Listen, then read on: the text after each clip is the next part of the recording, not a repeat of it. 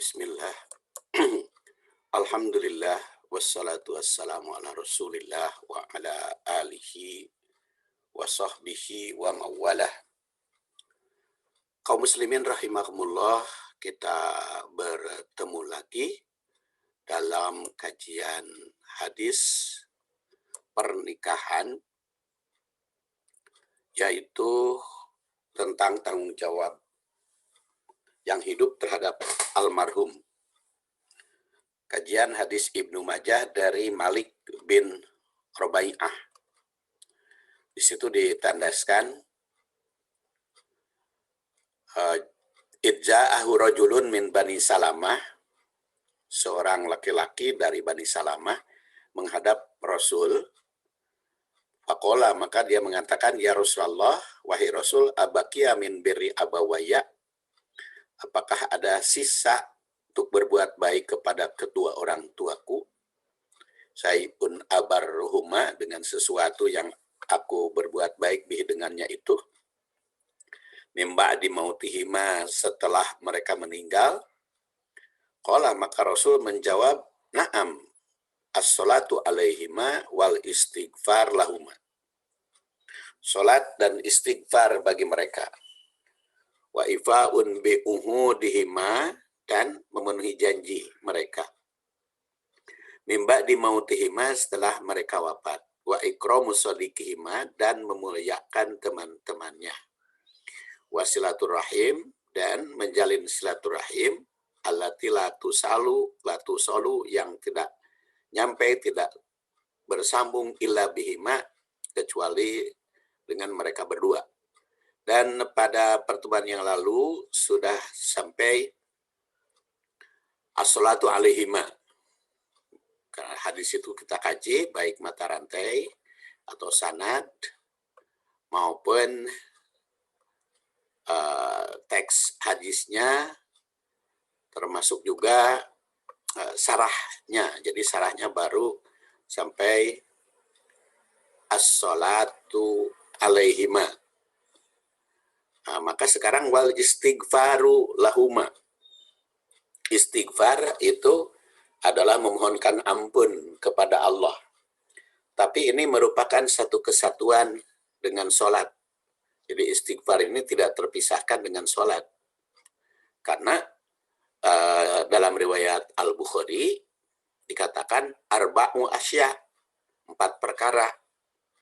Maka disebutlah satu persatu, dan ternyata sholat dan istighfar itu menyatu.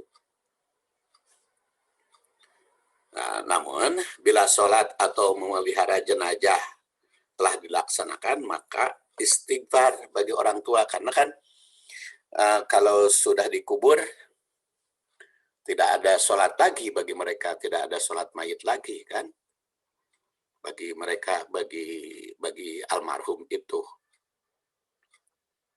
Jadi ada batas waktunya. Rasul telah menetapkan jumlah 4 perkara dalam hadis riwayat Bukhari. Maka sholat dan istighfar itu dianggap satu. Jika sholat jenazah telah dilakukan, maka jenazahnya telah dikubur. Maka istighfar itulah yang berlanjut.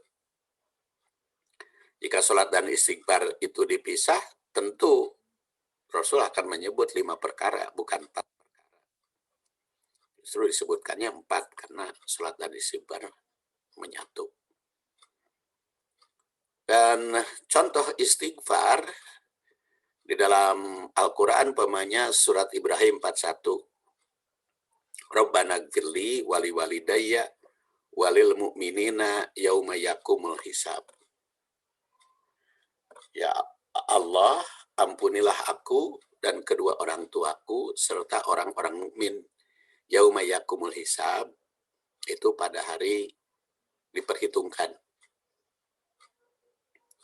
Jadi mendoakan almarhum ini dilakukan sejak selesai penguburan hingga waktu tidak terbatas. Kan kadang-kadang doa itu ya, kalau kita lihat di masyarakat, di WA atau di FB, doa-doa kepada almarhum Kadang-kadang ada yang oleh saya sih dipertanyakan doanya. Karena kan dia mengatakan semoga arwahnya diterima di sisi Tuhan. Kalau menurut saya, semoga arwahnya diterima di sisi Tuhan tuh doa tidak ada apa-apa. Karena memang tidak ada arwah yang ditolak kan. Karena innalillahi wa inna ilaihi raji'un. Doa seorang muslim itu kalau ada yang meninggal, sesungguhnya kita itu kepunyaan Allah dan kembali kepadanya. Jadi kan tidak ada yang ditolak. Tapi kenapa ada doa semoga arwahnya diterima? Berarti kan doa itu tidak ada artinya kalau menurut saya. Bahkan ada juga yang dipertanyakan, semoga almarhum husnul khotimah. Padahal sudah meninggal. Itu juga masih sering bertanyakan, semoga almarhum husnul khotimah. Kan husnul khotimah itu kan baik di akhir hayat, sedangkan dia kan sudah meninggal. Kumaha eta doanya. Dan kalau kita perhatikan doa di dalam Al-Quran, dalam hadis, saya belum menemukan semoga dia husnul khotimah kepada yang meninggal. Kalau kepada yang hidup, ya pantaslah semoga husnul khotimah baik di akhir. Kalau sudah meninggal kan sudah dikubur. Kumaha husnul khotimah nak didoakeun anak. Ya, mudah-mudahan semoga dia termasuk ditakdirkan orang yang mati dalam keadaan husnul khotimah. Tapi dia sudah mati atuh. Nah, itulah kritik ya. Jadi doa itu kalau menurut saya masih udah aja yang ada contohnya dari Rasul. Yaitu Allahumma gfirli atau Allahumma gfirlahu warhamhu wa'afihi wa'fu anhu. Atau semoga Allah mengampunilah kalau dengan bahasa kita. Mengampuni segala dosanya, menerima segala amal ibadahnya. Kan amal ibadahnya mah bisa saja ditolak walaupun baik. Makanya semoga diterima, dilipatkan pahalanya, karena pahala kan belum diberikan kepada dia. Diterima atau tidak kan belum tahu. Diampuni kan belum bisa oleh Allah setelah itu. Setelah meninggal itu kan bisa diampuni dosanya, bisa diterima amalnya, bisa dilipat gandakan pahalanya. Beda dengan tadi doanya, semoga arwahnya diterima di sisi Tuhan. Kan tidak ada arwah yang ditolak. Atau semoga husnul khotimah kan sudah meninggal. Jadi memang bagusnya sih ada teladannya, jadi doanya manfaat ya bagi almarhum. Dan itu doa itu dilakukan apabila sudah selesai mengubur. Dan Utsman bin Affan juga menerangkan, karena Nabi sallallahu alaihi wasallam adalah Nabi sallallahu alaihi wasallam, idza farogo, apabila selesai min dafnil mayyit, setelah mengubur mayit, waqafa alaihi, beliau berdiri, faqala istaghfiru li ahlikum, ya, mohonlah ampun untuk saudaramu, wasalu lahu bit tasbit, dan mintalah kepada Allah untuknya supaya mempunyai kedudukan, ketetapan yang baik. Nah, oleh Allah ditempatkan di tempat yang baik. Fa innahu an yus'al, karena sekarang akan ditanya. Jadi diperintah untuk bermohon ampun. Jadi utama nama bagi yang meninggal itu istaghfiru, kan, mohon ampun, itu yang paling pokok, dan minta ditempatkan di kedudukan yang baik di sisi Allah. Dan diperintahkan juga kan agar memintakan rahmat. Makanya ada warhamhu. Agar Allah Subhanahu wa taala mencurahkan kasih sayang. Ada wa'afihi, ada wa'fu anhu. Dan memohon kepada Allah supaya mereka dikasih sayangi oleh Allah seperti mereka menyayangi kita ketika kita masih kecil. Makanya di dalam Al-Quran, wafid lahuma janahad dzulli minar rahmah wa qur rabbirhamhuma kama rabbayani shaghira. Nah, di sini doanya, rabbirhamhuma kama rabbayani shaghira. Ampunilah mereka berdua, orang tuaku itu, seperti mereka menyayangi aku ketika aku masih kecil. Dan ini juga secara khusus saya berdoa untuk almarhum ayah bunda, ayah ibu, karena ayah sudah wafat, ibu juga sudah wafat. Kalau ibu saya itu wafat ketika aku masih kecil, sehingga tidak terbayang bagaimana wajahnya ibu, bagaimana dedegannya ya. Kalau ayah itu masih ingat, karena belum begitu lama lah, 30-an ya. Iya, 20 tahun. Kemudian wa ifa'u bi'uhud wa ifa'un bi'uhudihima mim ba'di mautihima. Dan memenuhi janji mereka. Nah, ini yang kedua. Jika almarhum semasa hidupnya telah berjanji kepada sesama manusia, baik berupa jasa ataupun utang piutang, maka memenuhi janji itu merupakan tanggung jawab ahli waris. Ini juga merupakan suatu alasan. Janji pada Allah Subhanahu wa Ta'ala, janji manusia ada yang berkaitan dengan sesama manusia, ada pula janji dengan Allah Subhanahu wa Ta'ala. Menurut para penyarah hadis, semua janji itu harus dipenuhi oleh ahli waris. Jika sampai wafat belum terpenuhi. Janji kepada sesama manusia ya seperti utang piutang yang belum terbayar, atau janji memberi yang belum terpenuhi.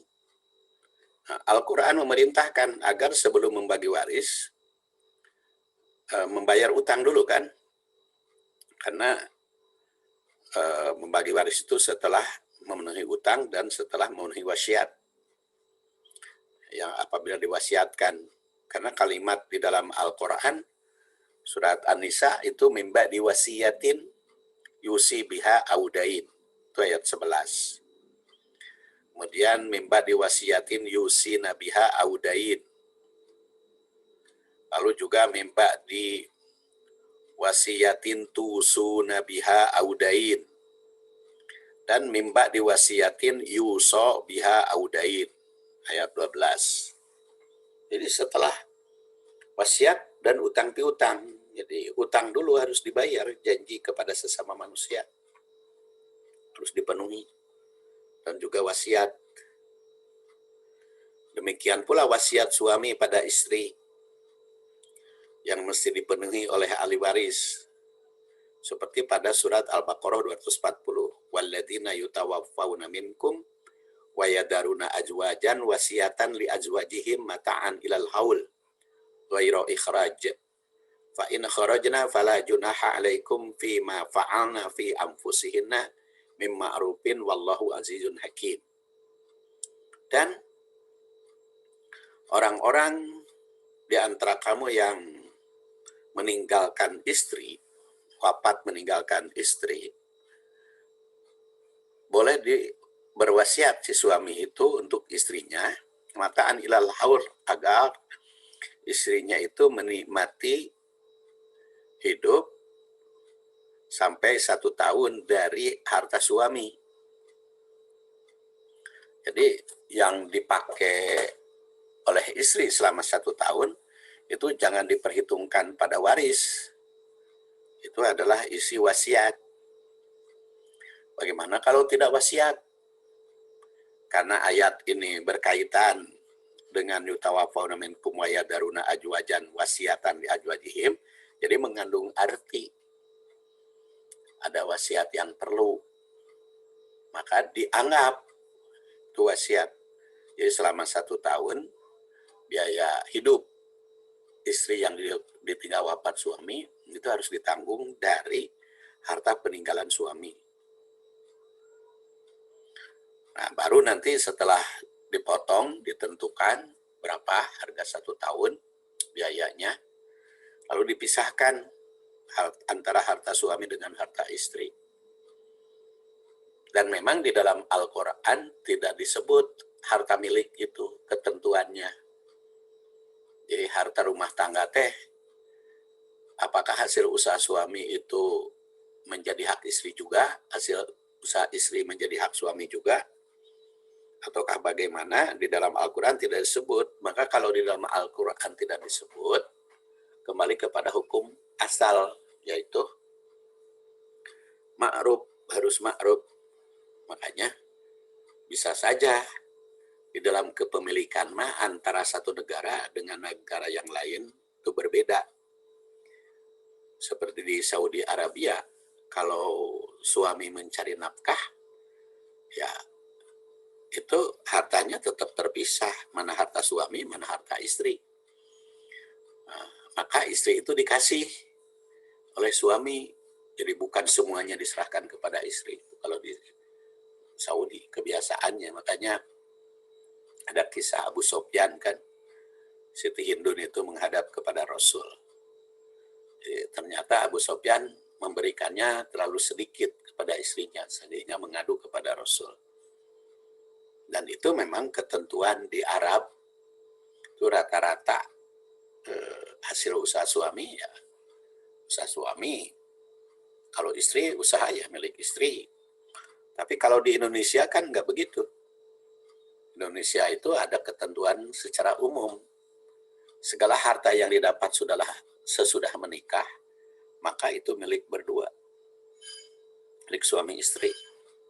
Terserah hartanya dimiliki suami lebih banyak atau didapat oleh istri yang lebih banyak, itu menjadi milik berdua.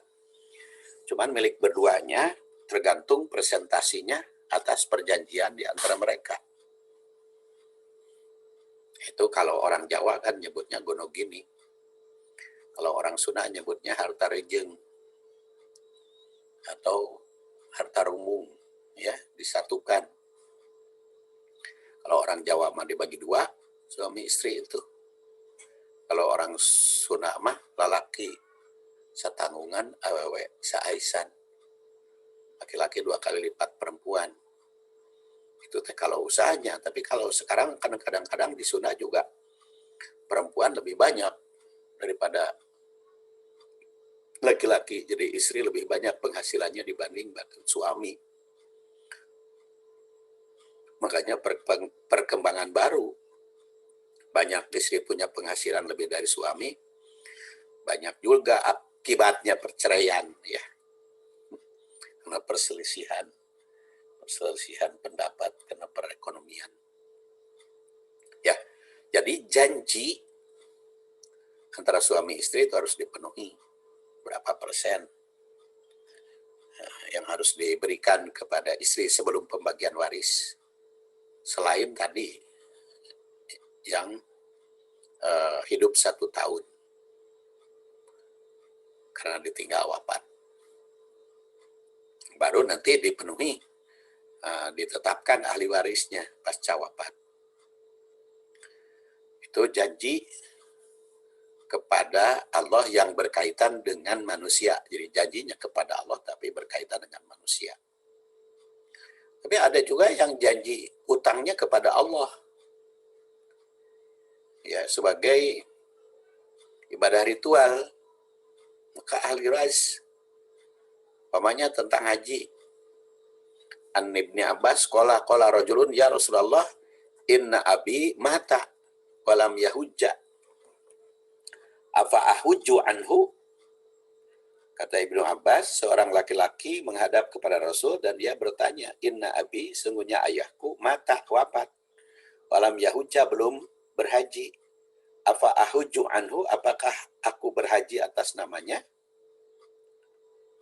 Qala, maka Rasul bersabda, ara'aita law kana ala abi kadainun. Gimana pendapatmu andaikan ayahmu itu punya utang, akunta qadiyahu, apakah engkau yang memenuhi? Qala, maka sahabat itu menjawab, na'am, tentu kalau almarhum punya utang saya bertanggung jawab bayar. Qala, maka Rasul bersabda, fadainullah ahakku, maka utang kepada Allah juga merupakan hak yang harus dipenuhi. Itu utang bapaknya yang tidak sempat haji. Demikian pula ibunya yang tidak sempat haji. An Abdullah bin Buraidah, an abihi, dari Abdullah bin Buraidah, dari ayahnya, yaitu Buraidah. Ja'at imro'atun ilan nabi, seorang perempuan menghadap kepada Nabi. Faqalat, dia berkata, inna ummi matat, ibuku wafat. Walam tahujja, dan tidak sempat haji. Apa ahuju anha, apakah aku berhaji atas namanya? Qala, maka Rasul bersabda, na'am, ya, hujja anha, berhajilah atas namanya. Jadi kalau mereka sudah berjanji kepada Allah mau berhaji padahal tidak sempat, nah, maka keluarganya harus berhaji atas nama almarhum yang menghajikan itu, menghajikan almarhum. Namun bukan hanya utang ayah dan ibu tentang haji, bisa juga kerabat atau keluarga lain. Banyak hadis berikut, an Ibni Abbas, diriwayatkan dari Ibnu Abbas. Anna Rasulullah SAW, sesungguhnya Rasulullah SAW, sami'a rajulan, dia mendengar seseorang, yaqulu labaik an subrumah, labaik an subrumah. Jadi labaik an subrumah atas nama subrumah. Faqala, maka bersabda Rasulullah SAW, man subrumah, siapa itu subrumah? Qala, dia menjawab, qaribun li, itu kerabat bagiku. Qala hal hajajta, apakah Anda sudah berhaji? Qad, untuk diri sendiri? Qala la, nah belum ya Rasulullah, saya belum berhaji, tapi saya atas nama subrumah itu. Qala faj'al hadihi an nafsi, sekarang jadikan haji ini atas namamu. Kemudian summa hujja'an subrumah, lalu nanti waktunya haji atas nama subrumah. Jadi hadis ini mengisyaratkan bahwa haji bisa atas nama keluarga lain, bukan hanya atas nama ayah atau ibu. Kemudian diisyaratkan perlunya haji atas nama diri sendiri dulu, baru atas nama orang lain. Makanya kalau anak baru haji, itu biasanya jamaah itu titip kepada pembimbing yang sudah berhaji. Begitu pula utang nadar, sama, mesti dibayar oleh ahli waris. An Ibni Abbas radhiyallahu anhuma, diriwayatkan dari Ibnu Abbas, anna Sa'ad bin Ubadah, istafta Rasulullah, minta fatwa kepada Rasul. Faqala, dia mengatakan, inna ummi matat, ibuku wafat, walaiha nadar, padahal dia masih nadar, belum bisa dilaksanakan. Maka Rasul bersabda, ikdihi anha, penuhi nadar ibumu itu. Jelas bahwa memenuhi janji almarhum, baik janji pada sesama manusia maupun pada Allah Subhanahu wa Ta'ala yang belum bisa dilaksanakan almarhum, maka ahli waris memenuhi. Namun perlu diingat bahwa janji almarhum kepada Allah Ta'ala yang mesti dipenuhi adalah hanya disebutkan dalam Nabi. Jika almarhum memiliki harta peninggalan, maka pengurusannya menjadi tanggung jawab ahli waris. Jadi kalau yang tidak disebutkan, seperti sholat kan tidak disebut ya. Gimana kalau ada kodoanen, walaupun ada juga yang kiaskan ke situ.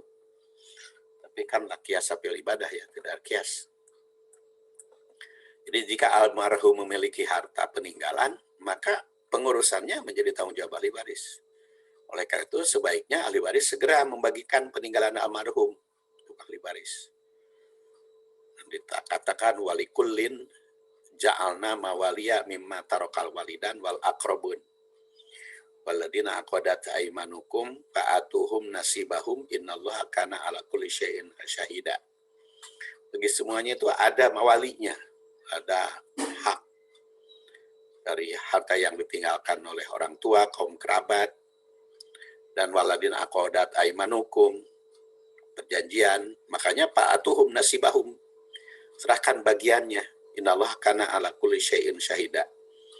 Allah itu menjadi saksi.